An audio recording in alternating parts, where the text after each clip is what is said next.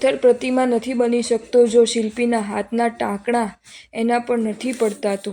ઝરણામાંથી સંગીત પેદા નથી થતું જો એને વ્યવહારના રસ્તા પર પથરાવ નથી હોતા. પુરુષાર્થ આપનો જો સમ્યક છે, નસીબ આપનું જો સારું જ છે, દિલ આપનું જો સાફ છે તો અપરાધો બધા આપણા માફ જ છે.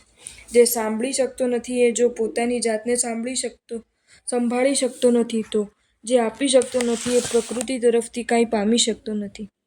રેડ જો ભિખારીને ત્યાં નહીં પણ અમીરને ત્યાં જ પડતી હોય છે તો વધુ કસોટી પણ પાપીની નહીં પણ ધર્મીની જ થતી હોય છે.